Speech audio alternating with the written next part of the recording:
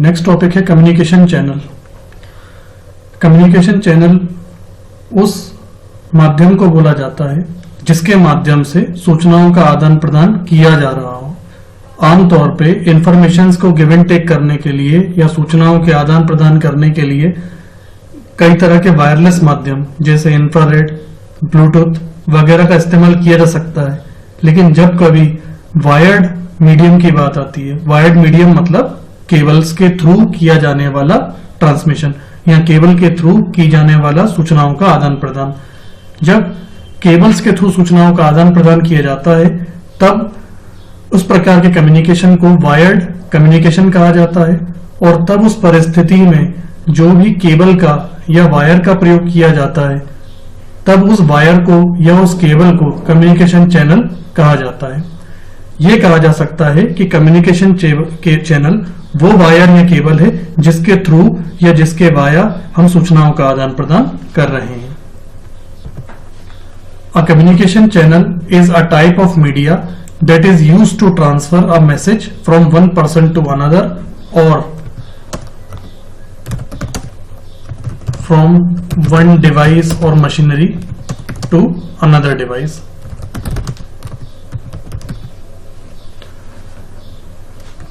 Communication channel के रूप में कई तरह की केबल्स का इस्तेमाल किया जा सकता है और उन सारी केबल्स को मोटे तौर पर कुछ कैटेगरीज में डिवाइड किया गया है। पहली कैटेगरी है twisted cable. Twisted cable ordinary copper wire रहती है, साधारण कॉपर की तार, जिसमें आमतौर पे दो या दो से ज्यादा केबल की कॉपर्स आपस में मुड़ी हुई, लिपटी हुई रहती हैं। इस तरह से उनको लपेटा इसलिए जाता है ताकि उनके थ्रू जो इलेक्ट्रॉनिक मैग्नेट वेव्स पास हो रही हैं वो आपस में क्रॉस टॉक या इंटरफेरेंस ना करें। यदि उन केबल्स को सीधा सीधा रखा जाएगा तो इलेक्ट्रॉनिक मैग्नेटिक वेव्स जो ट्रांसफर हो रही हैं वो आपस में कहीं ना कहीं क्लैश होंगी, टकराएंगी। और ऐसा ना हो इसके लिए उनको आपस में डीएनए के शेप में लपेटा जाता है। आमतौर पे जो बिजली की तार आपने देखी होंगी, बिजली की तार लाल और काले कलर की आपस में लिपटी हुई रहती हैं, लगभग वैसे ही इस तरह की केबल में दो या दो से ज्यादा कॉपर वायर्स को आपस में लपेट करके रखा जाता है। डेटा ट्रांसफर करने का ये सबसे सरल और सस्ता माध्यम है। सस्ता माध्यम इसलिए क्योंकि बाकी के जो हम चैनल्स पढ़ेंगे वो इसकी तुलना में थोड़े ज्यादा प्रभावशाली यानी इफेक्टिव होंगे और इसकी तुलना में थोड़े कॉस्टली भी होंगे। इंफॉर्मेशन को गिव एंड टेक करने के लिए सबसे सस्ता और सबसे ज्यादा उपलब्ध होने वाला माध्यम ट्विस्टेड केबल ही कहलाता है। ट्विस्टेड वर्ड ट्विस्ट शब्द से लिया गया है। ट्विस्ट का मतलब मुड़े होने से है। तो ट्विस्टेड केबल को आप ऐसे पहचानेंगे कि आमतौर पे इसकी संरचना में जितनी भी कॉपर केबल्स अवेलेबल होती हैं वो आपस में एक दूसरे के साथ मुड़ी हुई अवेलेबल होती हैं और अदर केबल्स के तुलना में इस केबल की कैपेसिटी थोड़ी सी कम होती है डेटा ट्रांसफर के मामले में। डेटा ट्रांसफर करने के लिए उपयोग में ली जा सकने वाली दूसरी तरह की केबल कहलाती है coaxial cable. Coaxial cable data transfer करने के केस में ट्विस्टेड केबल से ज्यादा कॉस्टली भी होती है और ज्यादा इफेक्टिव भी होती है। कोक्सियल केबल आमतौर पे कॉपर की इंसुलेटेड केबल होती है जिसे शील्ड किया जाता है और बहुत ज्यादातर इसको कंप्यूटर नेटवर्क्स में या कंप्यूटर्स को आपस में कनेक्ट करने के लिए यूज में लिया जाता है। इसके अलावा हमारे घर में जो डिस्क कनेक्शन दिया हुआ रहता है या केबल कनेक्शन रहता है, केबल कनेक्शन के लिए जिस तार को आमतौर पे हमें प्रोवाइड किया जाता है वो यूजुअली कोक्सियल केबल का ही एक प्रकार है। जब उस केबल को आप काटेंगे तो उसके अंदर आपको प्लास्टिक का एक सॉफ्ट कवर और उसके भी अंदर आपको कॉपर की एक केबल मिलेगी। वो कॉपर की एक केबल प्राइमरी चैनल है जो डेटा को ट्रांसफर करने का काम करती है, which serves as a primary channel. और उसके आसपास में प्लास्टिक का व्हाइट कलर का, आमतौर पर व्हाइट कलर का प्लास्टिक इंसुलेटर लगा रहता है जो कि उसके डेटा को सिक्योर करने का काम करता है।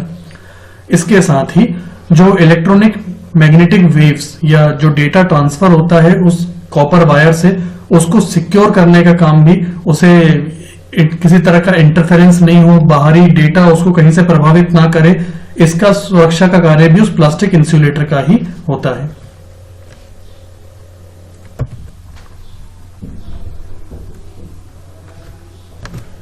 एम्पलीफायर जैसे डिवाइस का प्रयोग करना पड़ सकता है। इसको हम कुछ इस तरह समझते हैं।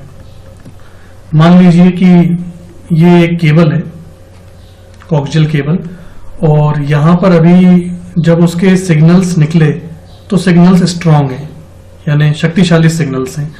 लंबी दूरी पर जाने पर होता यह है कि जैसे जैसे सिग्नल आगे जाते जाएंगे इनकी क्षमता कम होती जाएगी और ये आगे चल के वीक हो जाएंगे। वीक मतलब कमजोर। जैसे हम किसी गेंद को फेंकते हैं ऊपर की ओर, तो जैसे जैसे गेंद ऊपर जाती जाती है उसकी गति धीमी होती जाती है, और एक टाइम ऐसा हो जाता है कि गेंद की गति इतनी धीमी हो जाती है और वो नीचे की ओर आने लगती है और कहीं ना कहीं उसके ऊपर ग्रेविटी फोर्स हावी हो जाती है। तो बात यह है कि जब सिग्नल यहां से निकाले गए, जनरेट किए गए, तब वो स्ट्रांग है, लेकिन जाते जाते जाते जाते वो वीक हो जाते हैं। वीक होने के बाद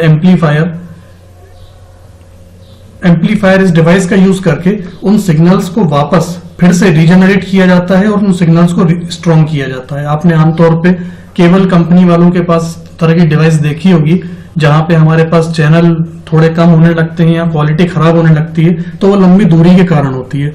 उस परिस्थिति में वो एम्पलीफायर डिवाइस का उपयोग करके वीक सिग्नल्स को वापस से स्ट्रांग करते हैं।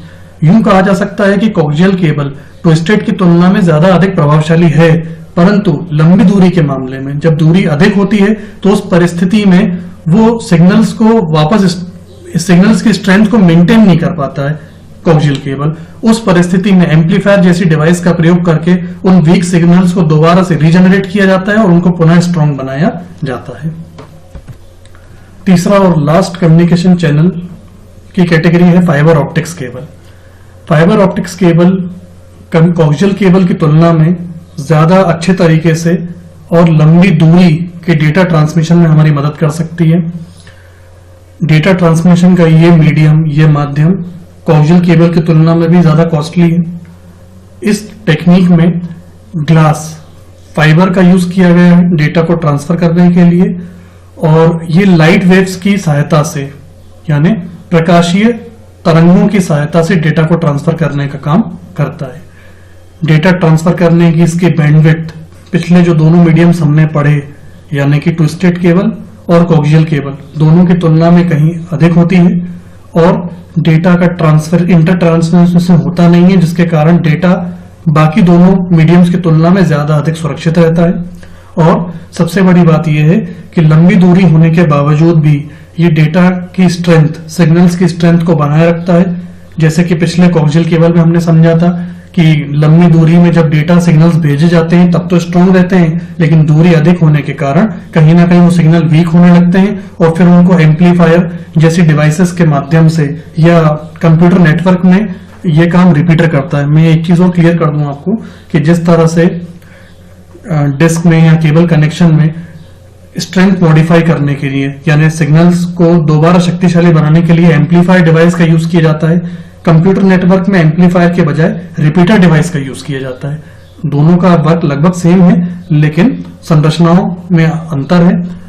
यहां पर कंप्यूटर नेटवर्क में अगर कभी सिग्नल क्षीण हो जाते हैं, लंबी दूरी के कारण अगर सिग्नल कमजोर हो जाते हैं, तो रिपीटर की सहायता से इन सिग्नल्स को मॉडिफाई करके दोबारा से स्ट्रांग बनाया जाता है। अब यहाँ पर फाइबर ऑप्टिक्स की बात करेंगे। फाइबर ऑप्टिक्स की खास विशेषता यह है कि लंबी दूरी होने के बावजूद भी, क्योंकि इसमें सिग्नल क्षीण नहीं होते, कमजोर नहीं होते, जिसके कारण इसमें एम्पलीफायर या रिपीटर जैसे कोई डिवाइस की आवश्यकता होती नहीं है। लास्ट में इस टॉपिक की समझे एक बार फिर समझ लेते हैं। डेटा ट्रांसफर करने के लिए, सूचनाओं का आदान प्रदान करने के लिए जब कभी वायर की सहायता ली जाती है तो वायर को मूल रूप से 3 वर्गों में विभाजित किया जा सकता है, 3 कैटेगरीज में डिवाइड किया जा सकता है। Coaxial cable, twisted cable, fibre optics. कीमत, मूल्य या उसकी प्रभाव शक्ति के आधार पर सबसे कमजोर श्रेणी में रखा जाता है ट्विस्टेड केबल को, जिसका मूल्य भी बाकी दोनों की तुलना में कम होता है और ये इसका प्रभाव कार्य करने की शक्ति भी बाकी दोनों की तुलना में कम होती है। इसके बाद का अगला वर्ग माना जाता है कोक्सियल केबल को। इसका मूल्य ट्विस्टेड की तुलना में अधिक होता है और कार्य करने की शक्ति भी ट्विस्टेड की तुलना में अधिक होती है। लास्ट में फाइबर ऑप्टिक्स, जिसका मूल्य बाकी दोनों केबल्स की तुलना में अधिक है और डेटा ट्रांसफर की कैपेसिटी और क्वालिटी बाकी दोनों की तुलना में ज्यादा अधिक बेहतर मानी जाती है।